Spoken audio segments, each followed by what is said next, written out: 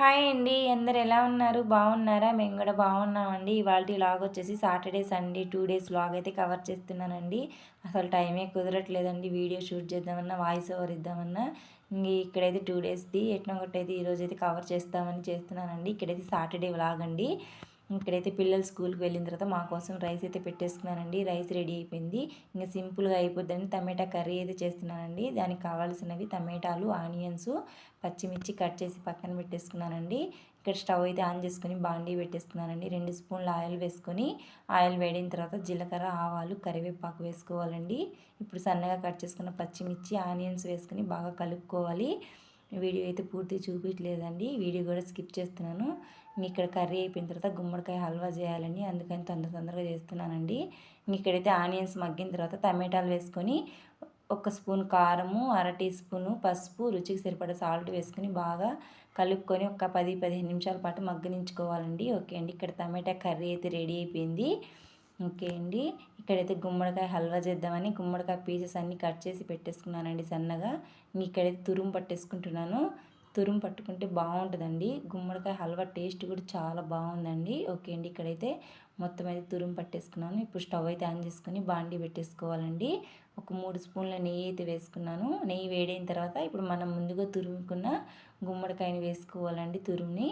Okay అండి. ఒక 5 నిమిషాల పాటు బాగా నెయ్యిలోనే మగ్గనిచ్చుకోవాలి. ఓకే అండి. బాగా మగ్గింది. ఇప్పుడు రుచికి సరిపడా చక్కెర వేస్తున్నానండి నేను. బెల్లమైనా వేసుకోవచ్చు.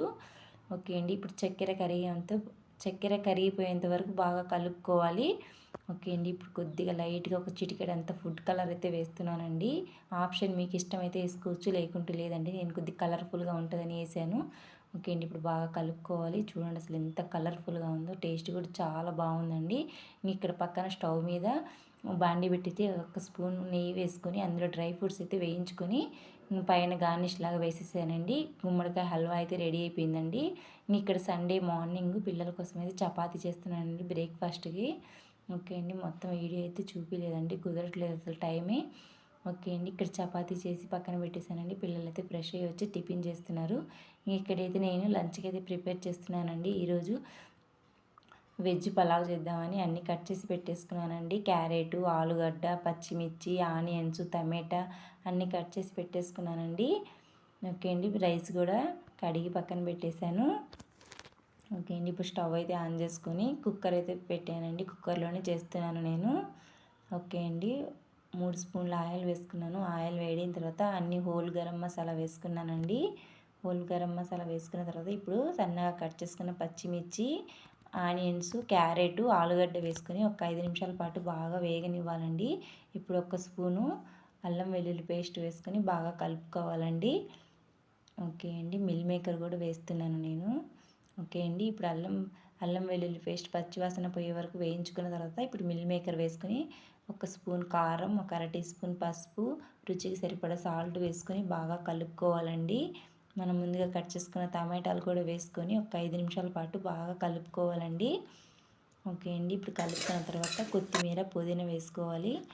ఓకే అండి. మళ్ళీ కలుపుకోవాలి. కలుపుకున్న తర్వాత ఇప్పుడు 1 స్పూన్ ధనియాల పౌడరు, 1 స్పూన్ గరం మసాలా వేసుకొని బాగా కలుపుకోవాలండి. ఓకే అండి. ఇప్పుడు వాటర్ వేసుకోవాలండి. నేను 1 గ్లాస్ రైస్కి 2 గ్లాస్ లెక్కన వాటర్ అయితే వేస్తున్నానండి. ఓకే అండి. ఇక్కడైతే నేను వేసుకున్న రైస్కి సరిపడా వాటర్ అయితే వేసుకున్నానండి. ఇప్పుడు రైస్ వేసుకోవాలి.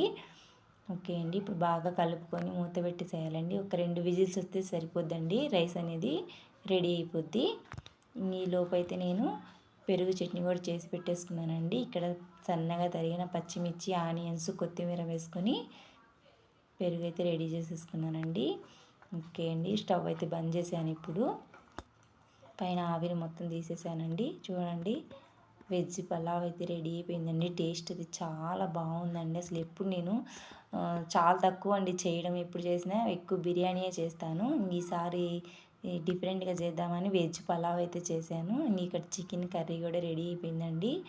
ఓకే అండి. ఇక్కడైతే పిల్లలకైతే వేసిచ్చాను. వేడి వేడి veg pulao, chicken curry ready అయిపోయిందండి. టేస్ట్ అది చాలా బాగుందండి. వీడియో కానీ నచ్చినట్టయితే చిన్న లైక్ చేయడం అయితే మర్చిపోవద్దండి. మా ఛానల్ని కూడా సపోర్ట్ చేయండి అబ్బా ప్లీజ్.